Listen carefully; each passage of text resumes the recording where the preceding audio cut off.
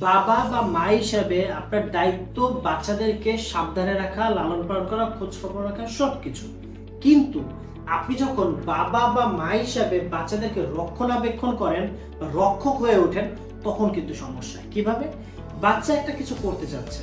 একটা ছোট বাচ্চা, সে হয়তোবা কোনো লাঠি বা কোনো মেজের কাঠি বা বাসার মধ্যে যে ছোট ছোট জিনিসগুলো আছে সেগুলো দিয়ে একটা ঘর বানাতে চাচ্ছে।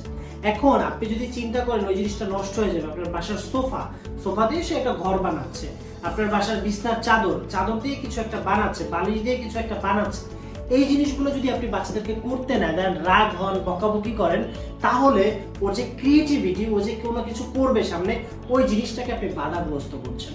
তো এই কাজটা করা যাবে না। ওদেরকে এই জায়গায় রক্ষণাবেক্ষণ হয়ে যাবে না যে এটা ভেঙে গেলে কি হবে, এটা নষ্ট হলে কি হবে। ওদেরকে এই জায়গায় ছাড়তে হবে। ছাড়লে ওদের ক্রিয়েটিভ মাইন্ডটা কাজ করবে এবং কাজ করলে ওরা সামনে ইনশাল্লাহ বড় হবে। তো ওই জায়গায় যখন ওরা নতুন কিছু করতে চায়, ওই জায়গায় বাধা দেওয়া যাবে না, রক্ষক হওয়া যাবে না। ওই রক্ষক যদি আবার আপনি হয়ে থাকেন, তাহলে অনেক বড় সমস্যা কিন্তু ওর মাইন্ডে চলতে থাকবে। ও মানসিকভাবে অনেক বড় ক্ষতিগ্রস্ত হবে, নিজেকে আটকা আটকা ফিল করবে, নিজেকে এক্সপ্রেস করতে পারবে না। আর এক্সপ্রেস যদি করতে না পারে, তাহলে কিন্তু ও জীবনে বড় হতে পারবে না। আসসালামু আলাইকুম।